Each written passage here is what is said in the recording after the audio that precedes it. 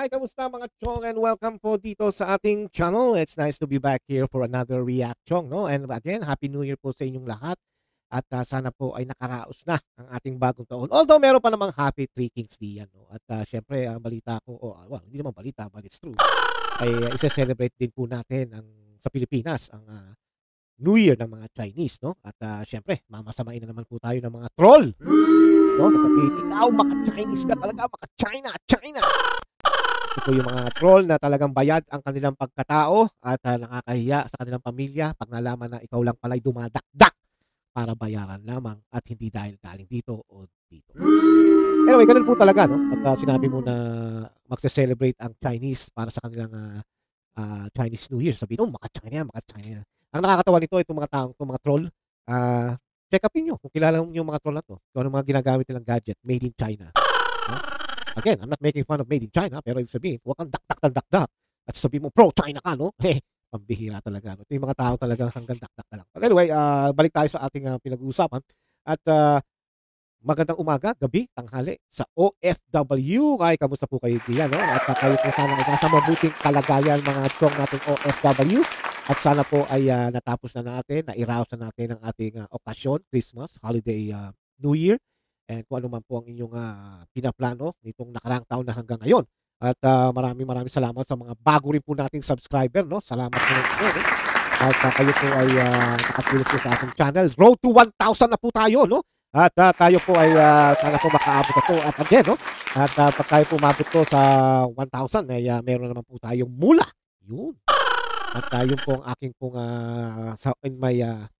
from my family sa Chong Talks, no? And then Far East and alias Siga, ay gusto ko pong malaman sa inyo na kapag tayo po ay naka 1K na po, tayo po ay mamimigay ulit ng ayuda. Hindi naman po karamihan o marami. Tayo naman po hindi mayaman, katulad nitang balos-los, no? Ayan, gusto ko lang po mag-share para sa ating mga blessing. At syempre po, it's just po appreciation po sa inyo lahat. Okay? Alright, sa mga OFW, no? At balita ko, this year, marami daw po ang pupunta sa iba't ibang bansa upang magtrabaho, no? Palakpakan po natin ang mga magiging bakong bayagi ng ating bansang Pilipinas at ang pagbibigay ng remittances, no? Sa Pilipinas na kinukurakot ng administrasyon na ito. Kaya sana po mga OFW, be wise, be smart. Kung saan nyo ipadadala ang pera, kung hanggat maaari, may direkta nyo na, but I guess it's hard, no? Lalo pag nandun tayo sa ating ibang bansa ay dadaan niya sa remittances at syempre tuwang-tuwa na naman ang mga mangungurakot sa Pilipinas dahil may dumadating na dolyar. At yung pang mga aeroplano nakikita nyo sa screen, no, yan po ay para sa mga OFW, is just an expression na kayo po ay aalis na. At I'm pretty sure na ang ating mga pamilya sa Pilipinas ay hindi masaya. But what can we do? That's how it is po. No? Kailangan natin magtrabaho. Lalo na ngayon sa ating bansang Pilipinas ay pinamumugaran ng gobyernong bangag. No? At ito po ay walang iba kundi paglaruan kayo, lokohin kayo, at angkinin ang pera nyo. Kaya marami. Lalo na ang balita ko, si Saldico, no? Na congressman ng ako ay Bicol ba yun? O Bicol ako o whatever. No? Ay walang ginawa kundi mamili ng mga property sa ibang bansa daw. At party na po ito ng Europe. Silipin nyo dyan, Siko, baka naan dyan. No? At ating gagawin. Biro lang. Pero yung pong balita ngayon, it's really sad dahil harapang-harapan na po ang pangungurakot ng ating mga gobyerno. At it's so sad. No? Imbes na ito'y makakatulong sa ating bayan, ay nilalagay nila sa ating bulsa. But anyway, sa ganun po talaga, wala tayong magagawa. Kung ang Pilipino po talaga ay lalaban na talaga, kung totoo, ay maaring mawala po ito. Okay? Alright, so OFW, ingat lang po kayo sa iba't ibang bansa. Always pray and make sure you always take care of yourself. Huwag po natin pababayaan. Okay? Alright. Speaking of OFW, ay breaking news. Unfortunately, it's sad for this New Year. At meron pong OFW. Siguro nakita na po ng iba ito na may namatay po na OFW. At panoorin po natin sandali. No? At ito po ay bilang respeto, condolence po sa pamilya ng OFW. Okay? Here we go. Panoorin po natin. Sabi po sa mga nagkakapunan patay at naadas na ng natagpuan sa bakuran ng kanyang amo ang isang Pinay na OFW sa Kuwait. Kaya ang kanyang pamilya nananawagan ng hustisya. Nakatutok si Rafi Tima. Thank you nga pala, 24 oras GMA. Ng OFW na pinatay sa Kuwait na maluha matapos makumpirmang ang nawawalang Pinay na si Daphne Nakalabanan ang natagpuang inaagnas na sa bakuran ng kanyang amo. Nakakahinayang lalo pauwi na sana si Daphne sa Pilipinas. Tinatanong namin sa kailan talaga ang uwi niya. Sabi niya, basta i-surprise ko kayo sa December. Ito pala yung surprise niya. Nang huling makausap noong pang May 2024, wala naman anyang nabanggit na problema ang kapatid. 2 buwan pala nawawala ang Pinay bago ito report ng mismong kapatid ng kanyang amo. Pakiramdam po ba ninyo tinago sa inyo yung insidente? Opo, baalak po talaga na itago po. Ang Ang hiling lang po namin na sana makauwi yung kapatid namin, tapos mabigyan po ng hustisya kung ano ang talagang nangyari po sa kanya, bakit gano'n po ang ginawa sa kanya. Yung kapatid mismo ng suspect, sinuloy ng police, investigate ng police, nakita ng police, bahay, yung bangkay, advanced state of decomposition na 2 buwan na. Nakakulong na ang suspect na may criminal record umano batay sa natanggap na impormasyon ng DFA. Yun. Again, condolence po sa pamilya ng OFW na yon at sana nga maayos po ito. Actually, na-solve naman ang case, no? Nahuli nila ang suspect. Pero ang tanong nga, tama nga naman si ate, na sana malaman kung bakit. At ang tanong din doon kung bakit naandun sa likod, no? Bakit matagal na raw sa likod, naaagdas na raw ang bangkay. So, what do you mean? It's like alam na nilang patay na yun, nilagay lang doon. Something like that. So, it's really questionable. And this is a great challenge again for the Bangag administration, no? At syempre kay sino ba 'yon? Si Earl Ignacio, no? Yung director or secretary ng OWA, something like that. I'm not sure with it. I'm sorry. Inbox nyo nga sa comment dito sa akin kung ano ba ang kanyang posisyon, si Earl Ignacio, no? Yung komedyante dati na sana magawa mo ng paraan ito at matulungan mo ang ating kapwa OFW at sana po ay mabigyan mo ng resulta bakit nangyari po yung gano'n, no? At wag na lang po tayong palaging pakita lang kay wanted sa radyo, no? Ay dito naman po ay pagbigyan naman natin at patunayan natin, Mr. Ignacio, na ikaw ay ginagawa mo ang lahat. Which is alam ko naman, nakikita ko rin naman na ginagawa mo ang iyong trabaho, pero ito kasi parang questionable, di ba? Parang ang tagal na pala sa likod, sa backyard ng may-ari, no? Ng kanyang amo. Bakit na andun? Bakit? Anong motibo? Di ba? Yun ang gusto malaman ng pamilya ng biktima.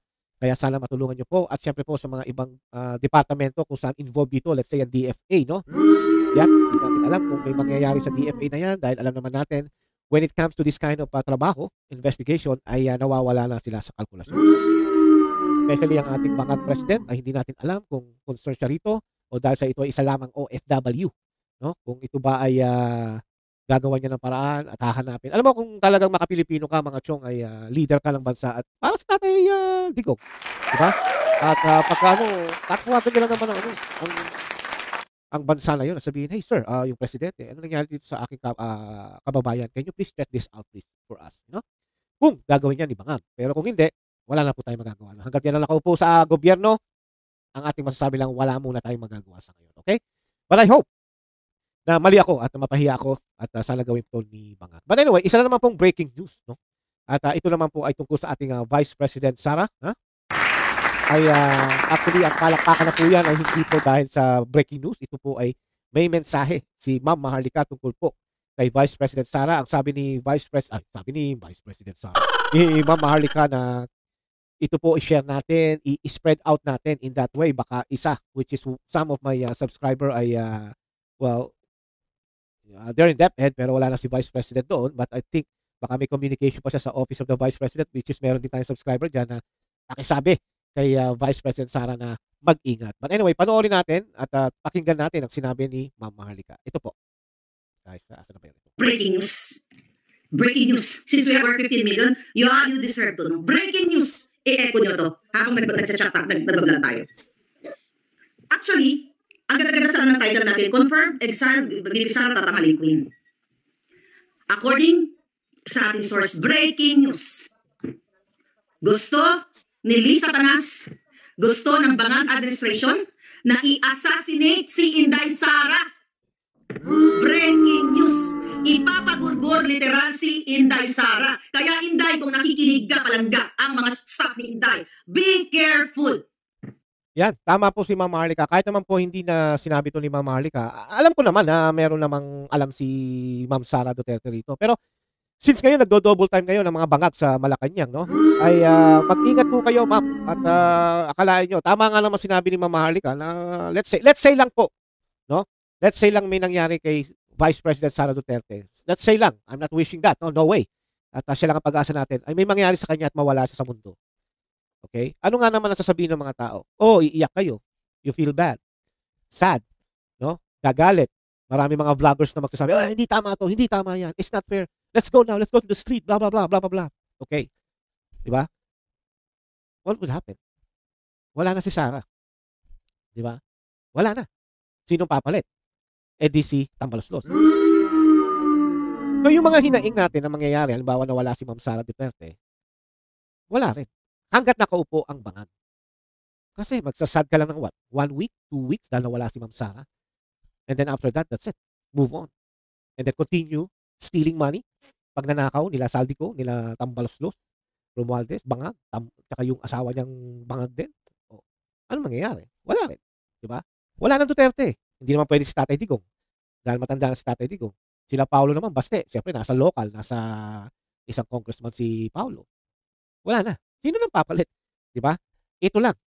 Si Marcoleta, ang problema, tumatakbo siya ng senator. Let's say nanalo si Senator Marcoleta, he can even do it because he's just a senator. Diba? Unless siya ay maging Senate President. No? So, halimbawa, may pag-asa.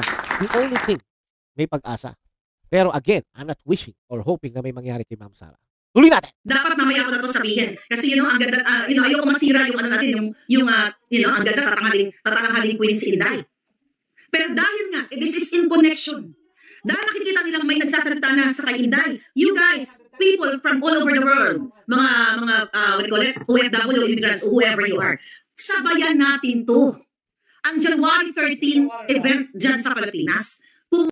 Yun. Salamat po, Ma'am Harlika. But what I'm saying is, yun nga kanina sinabi ko sa inyo na kapag nawala si Ma'am Sara, ano na ang mangyayari sa atin? Ano na mangyayari sa bansang Pilipinas? Puro mga corrupt ang mga opisyal, from the President hanggang Speaker of the House. Ano na mangyayari? Kasi nga, di ba, ang batas. Halimbawa lang, nawala nga si Ma'am Sara, namatay. Huwag naman po. Well, ang maganda lang kay, hindi ko naman sinabing maganda lang o mabuti naman. I'm pretty sure pag namatay si Ma'am Sara, hindi matatapos ang laban dyan.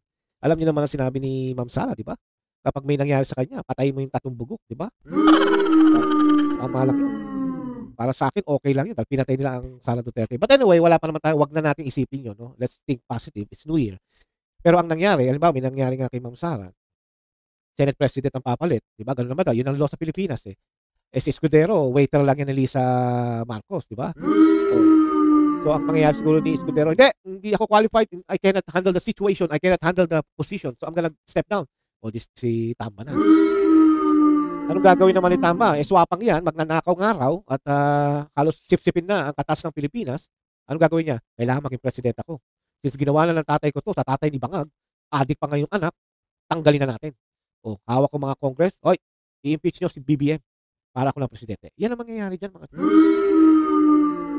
Kung natatandaan nyo, mga chong, na sinabi ni Ado Paglinawan, no, yung nasa GTNR, no, at saka yung Maestro, no, mag-subscribe ko pa kayo dyan, ay sinabi niya na kaya nandiyan si Sara Duterte is an insurance, no, na in case itong si Bangag palpak, no, lalo na may apelido Marcos, pagdating sa mga ganyan, medyo doubt ang pangalan eh. Yun nga lang, nabudol tayo, akala natin ibang-iba to sa tatay at sa ibang mga Marcos na, alam mo na, yung mga ginawang kalokohan. Pero yung pala, mas malala pa pala sa tatay. At least yung tatay na Marcos ay may ginawa namang, o iniwan sa Pilipinas na napapakinabangan. Eh, itong Bangag, ngayon, na anak mismo ng tatay, ay walang ginawa kundi suminghot. At after 3 days, babangon at aalamin kung anong balita, kahit hindi yun ang talagang balita, naniniwala pa rin sa nagbalita. So, ibig sabihin, we are really still in the chaos sa bansa natin. Kaya nga sabi ko sa inyo mga chong the only thing na we can do this is iboto natin ang dapat nating iboto. Katulad po ni Rodante Marcoleta. No? Isunod po natin ang ibang kandidato ng PDP kung saan si Bongo, di ba? At sila Atty. Vic Rodriguez, no? At si Paco. No? So, syempre, 4 lang po yan. Kailangan natin ng 12. The thing, mga chong, is if we vote for the people na pabalik-balik lang, 3 years pahinga, and then balik na naman sa senator, tanungin nyo ulit ang sarili nyo, ano ba ang ginawa nila? Si Bongo may nagawa naman. Si Bato meron. Vic Rodriguez will be the opposition, really. At si Marcoleta po talaga, ang marunong gumawa talaga ng batas at isang mismong legislator. Mga chong, ang akin lang po, ingat po tayo sa pagboto, lalo sa mga congressman. Alam naman natin ang mga tuwadcom, di ba? Ay kayo na po ang bahala, kayo na po ang magdidesisyon yan. Okay? Alright. Okay, at gusto ko rin po mag-react din dito. Dito sa hinayupak na to. Yan. Ang isa sa NPA Besties kung saan sinabi niya ito. Yan. Ang sabi niya rito, bagong taon na naman pero lumang sistema pa rin ang haharapin ng mamayang Pilipino. The 2025 budget is nothing more than a pork-filled media noche for corrupt officials leaving only crumbs for the poor. Eh, di ba isa ka rin sa nakikinabang ngayon? Bakit ka nagdadakdak? Oh, by the way, nga pala, drama effect lang yan. Ikaw naman, Brosas, alam mo naman kinausap mo si Tamba. Tapos magaganyan ka. I'm pretty sure may kahati ka dyan. Pambira ka. Ikaw, bilang Gabriela, marami ng report na na-rape ng mga kababaihan. May mga inabuso. Pati inabuso ni Lisa Tanas. No? Nakinidap yung dalawang anak. Babae yun. Bakit hindi ka man lang nagbibigay ng opinion or something na investigahan man lang yun? Siyempre, na-expect na namin, no?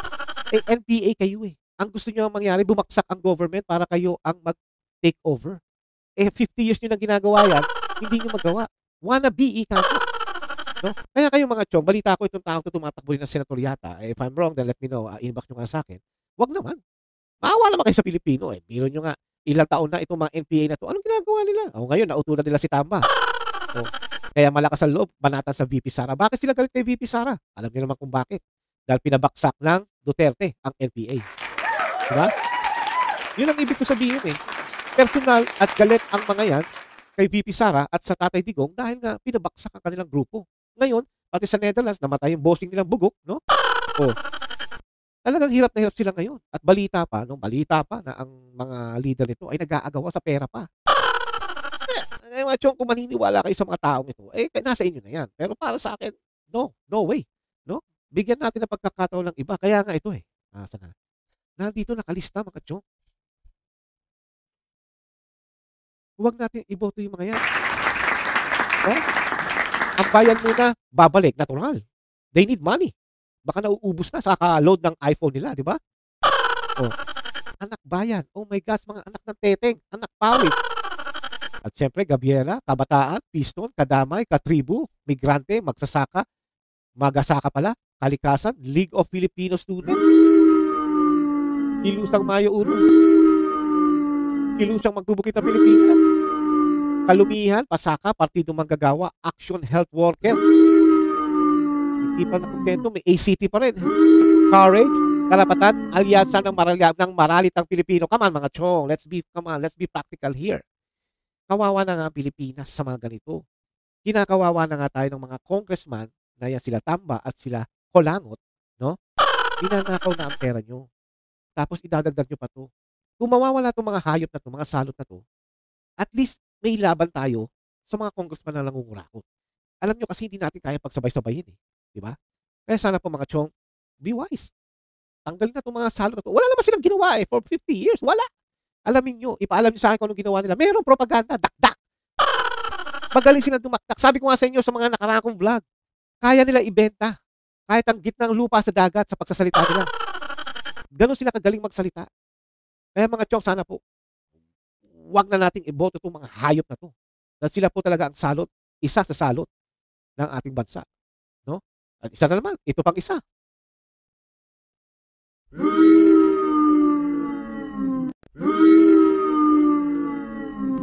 Etong taong to, kung matatandaan nyo itong taong to, no? Etong taong to, naalala ko nung nangangampanya to, galit na galit ito sa mga Marcoses. Sabi niya, naalala ko, ito isa-summarize ko yung sinabi niya. I-correct nyo ako sa inbox. No? Sabi niya ganun sa sinasabi niya, pag ako naging presidente, magpapagawa ko ng kulungan daw ni Imelda Marcos. Dahil sila raw ay mga corrupt na pamilya. No?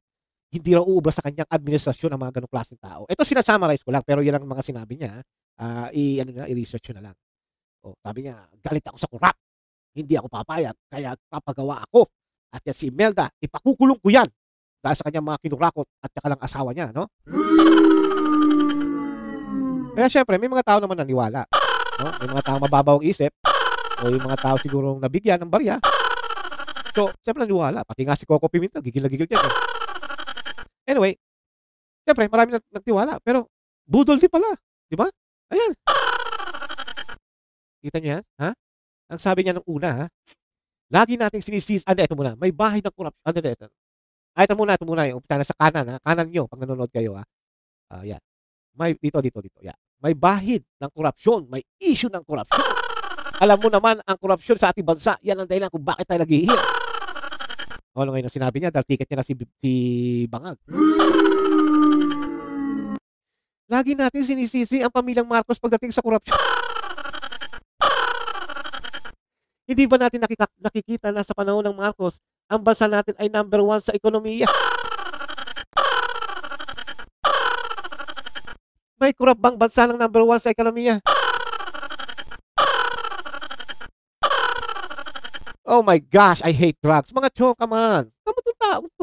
Taong.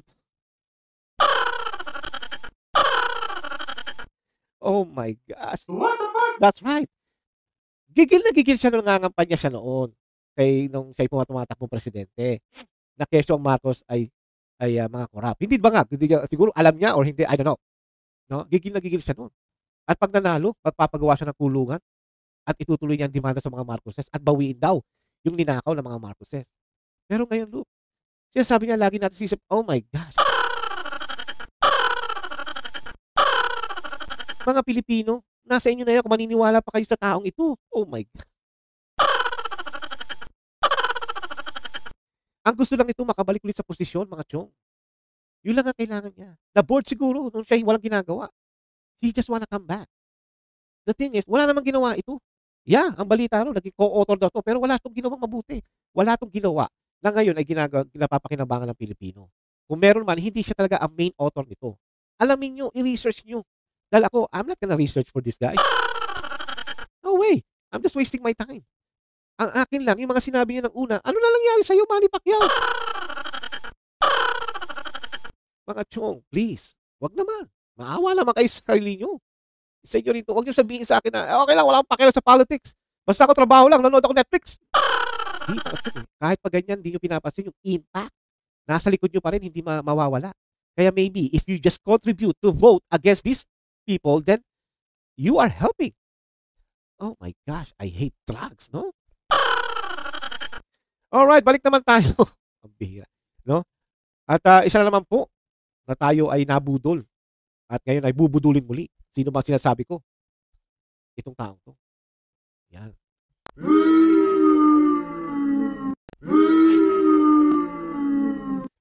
Marami nagsasabi, fraud ba ang ginawa niya? Diba? You know, ang ano ko rito kay Mr. Tulfo, diba? Ay fraud, no?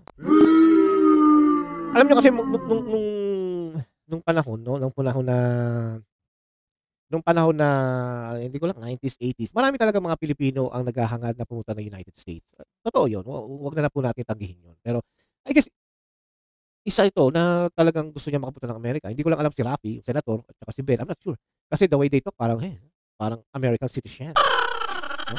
Pero ang akin lang, no, ang marami nagsasabi na fraud ba ang ginawa ni Tulfo?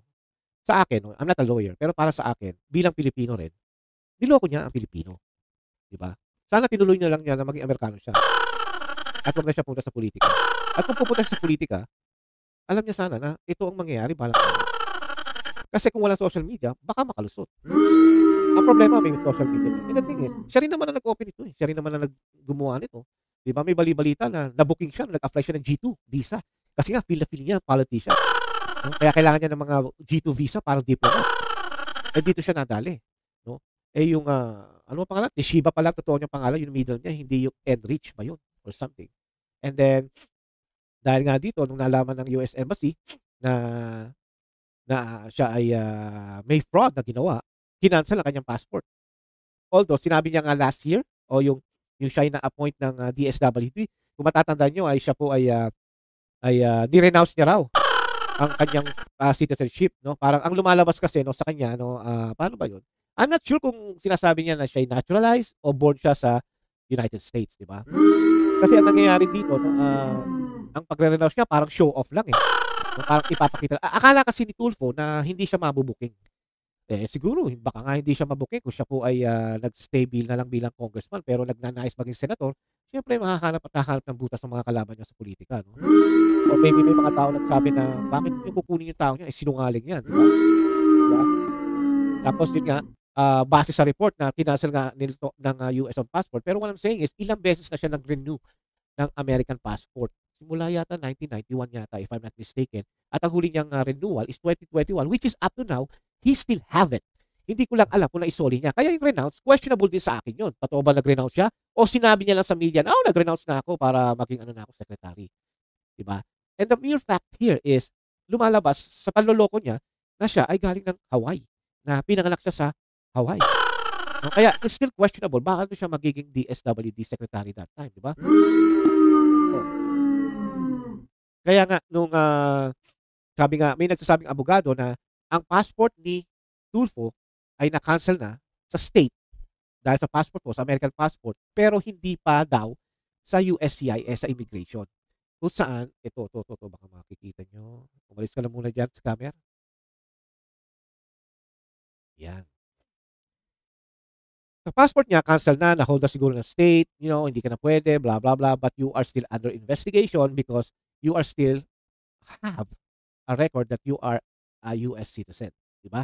At ang hawak na nga nito ay ang US citizen, ang USCIS. Magkaiba po yan. Yung state po, bali i-recommend niya sa USCIS, and then USCIS ay magkakaroon po ng investigation to him, which is, it's gonna be a while. No, it's gonna be a while, but we don't know because he's in politics at kilala naman siya sa, kilala naman ng mga Tulfo, ay hindi natin kung mapapabilis. But the thing here is, mga chong, is niloko tayo ng Tulfo.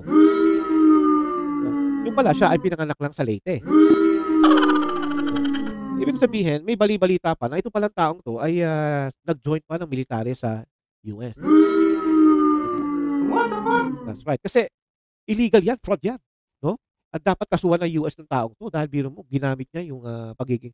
Alam niyo kasi yung natatandaan ko mga chong, may mga bagay nga, mga 80s, 90s, may mga taong nag-aalok niyan na ibebenta yung citizenship from Hawaii. Kunyari, galing ka sa Hawaii at meron ng American passport or probably birth certificate din. Alam mo naman sa US, puro mga documentation lang yan Kaya marami nakakalusot din kahit terrorista. But what I'm saying is right now, it mas mabilis ngayon at mas advanced na ngayon, kaya mas maraming nahuhuli. But what I'm saying is, hindi na yun Huwag na natin isipin yung mahuhuli siya o kakasuhan siya ng US. Hindi na yun. Ang tanong lang po, since he is running for senator, are we going to trust him for that? Yun ang ibig ko sabihin. At natanong ko rin, ano na ang gagawin ng COMELEC? Meron ako napanood sa news na si COMELEC Garcia ay nagsalita na wala naman daw sa kanilang poderya sa ngayon. Kasi nga, once na nag-oath na yung tao, ay wala na daw silang magagawa unless daw na mag-file. May Filipino citizen na mag-file against him, which is marami na ang nagpaplano mag-file. Meron din isang abogado, I think abogado to ni Percy Lapid, na magpa-file na against Tulfo. Nasa YouTube channel niya, hanapin nyo na lang, nakalimutan ko ni channel. Pero maganda yung sinabi niya, narinig ko na hindi tama yung ginawa niya. Kasi nga po, ito nga po, papakita natin, ulit. Na pinakita ko na ito sa inyo nung una, nung siya inusukan ni Richard Gomez, no? Nung nawala siya na isagot. But anyway, ito po yun. Balik na nga dyan. Asa na? Ito po yata. Yan. Yung papeles na yan, diyan pinakikita na ilang beses siya nag-renew, ilang beses siya nag-file, hindi siya na-booking, ngayon lang siya na-booking na 2021 after sa katangahan niya nag-apply siya ng G2 visa. No? At syempre po sa COA noon kung saan syempre kailangan yan ay nakalagay dito, no? At asa ba yatin? Yan. Yan. Sa COA kung saan nag-apply siya bilang secretary ay ipinakita niya rito na ang age niya ay 59, August 10, 1963, pero sa passport 1965. At ipinanganak siya sa Tacloban City Leyte, pero sa passport sa Hawaii. Mukha ba siya Hawaiian? At married to the former Rizalina Aquino of San Fernando City, Pampanga, a homemaker with whom he has 3 children. Labas na yon. Di ba? Yun ang ibig ko po sabihin, mga chong. Nagsinungaling ito. Now, ang tanong ko rito, di ba? Ang tanong ko dito sa taong ito at sa inyo, mga chong. Does he deserve to be in the Senate? Mismo yung citizenship niya, yung status niya, yung pagiging Pilipino niya, ini-scam niya. Itong taong to, wala akong tiwala, di ba? No? I mean, it's okay, halimbawa, dati kang Pilipino, nagpunta ka ng US o sa ibang bansa, Europe, Japan, China, whatever, whichever, naging citizen ka doon, that's fine. That's really normal. Kasi, noong time na yun siguro, gusto niya magtrabaho sa ibang bansa, magmakasakali, siguro, dahil time na yun, kasi mahirap na rin ang buhay noong time na yun, 80s, 90s. Alam niyo naman kasi, Cory Aquino pa, no, di ba? Kaya, mahirap pa rin ang buhay sa Pilipinas, no? Kaya, we don't blame him, kasi gusto niya lang siguro mag-try sa ibang bansa. Lahat naman tayo mga Pilipino, we're trying to do that. May sinuswerte, may minamalas. Now, sumikat siya sa pagiging media because at Tulfo, magaling sa media. So, siguro bumalik siya ng Pilipinas. The thing is, siguro hindi niya ina-expect na siya may involved sa politics, which is that time, gusto-gusto natin siya dahil lumalaban siya sa mga gobyernong mga abusado o tine-take for granted ng mga Pilipino. Okay yun, di ba? And then siguro nakaamoy-amoy siya na pwede pala ako sa politics. Tignan natin. Oh, di ba? The thing is, alam ko, malakas dito kay Tatay Digong noon. Dahil if you guys remember, di ba nagkaroon sila ng investigation sa Senate na tungkol sa construction, kung saan yung mga commercial something, kung saan sila Ben Tulfo, Rafi, and then this guy na investiga na tungkol po sa contract, kung saan parang conflict daw dahil daw ang kapatid nitong si Tulfo, yung babae, ay nagtatrabaho sa government. Well, that's gonna be them, no? Labas na tayo doon. That's number one. Doon pa lang parang tataka lang ba't nila ginawa yun. But Ben Tulfo had an answer, ginawa namin yung trabaho, binayaran kami, that's it, okay na yun. Now, ito na naman, no? Nag-ano to sa Hawaii, parang pinalalabas siya ay American citizen. So, doon pa lang sa mga round, sa area na yon, doon pa lang, panloloko na yung ginagawa niya. Can you imagine kung itong taong to ay magiging senator? And then may background ng ganyan. Ano magiging ano ng mga Pilipino? Di ba? Kaya ang akin lang mga chong, no? Ang sa akin lang po sana, wag mo tayo padalos-dalos. Alam po natin na may mga natulungan ng mga Tulfo. Hindi na natin mabubura yan. Nasa history na nila yan. Pero pinag-uusapan natin dito mga chok, senator yan eh. Gagawa ng batas. Ang dami na nga nating binotong mga senator na palpak. Alam niyo kung sino yung mga binoto nating palpak? Yung mga nagsisisitahan ngayon, ba't natin binoto yung mga senator ngayon? And then ngayon, gagawa na naman tayo ng nightmare na senator. Oh, straight talk na tayo. Yung kapatid niya, si Rafi Tulfo, ano ba ginagawa niya senator? Sa Senado? Gusto ko yung tao niya noon, pero yung sa PSC, yung sa PSC ba yung sweepstakes, tama, sweepstakes, di ba? Yung pamamahalan ni Robles. Ano na nangyari doon? Ito, natatandaan nyo naman, nasa YouTube yan, nasa news yan, international, sinasabi nga, pag ako mismo magpapaimbestiga, sarili kong pera, sarili kong gastos, paimbestigahan ko yan si Robles kung ano nangyari sa sweepstakes. Oh, syempre yung mga tao, tuwa kay Rafi Tulfo. Ano nangyari kayo? Oh. At saka iba pa. Ngayon, alam mo na yung si Rafi Tulfo, alam niya nagkakagulo na sa mga politika, binabanatan nila si VP Sara, although alam ko naman, tuwa-tuwa siya dahil binabanatan si VP Sara. Dahil this is his chance na para makabuelo sa pagkapangulo sa 2028 daw. So, alam ka naman syempre, ba't ako i-imik? Gusto ko nga ma-impeach yan para pagka nawala yan sa politika, malakas na ako sa 2028. Pero ang aking mga joke, sabihin na natin kalaban niya dito si Sara Duterte, which is before, gusto nila Duterte, pero nakatapak na sila sa politika, ay inaaway na rin nila ang Duterte. Yan yung mga tao walang paninindigan sa buhay. Walang paninindigan mga chong. I'm not saying you have to be loyal to someone. I'm not saying that. You have to be loyal sa Pilipinas. Kasi binoto ka ng tao. Kaya kailangan panindigan mo. Ang katwiran niya lagi sa mga session, sa mga hearing, binoto ako ng tao. Kailangan ipagtanggol ko ang mga tao. Nasaan na? Yung sa sweepstakes. Diba? Diba may balita pa, nagkabayaran daw dyan, billion daw. Kung mali yun, ba't hindi mo sabihin sa harapan ng tao? Hindi totoo yan, na nagkabayaran. Ba't hindi mo tinuloy yung investigation? Mga chong, itong si Erwin Tulfo, okay sana. Pero since pumanik siya sa mga bangag, diba? At sa Tambalos, no?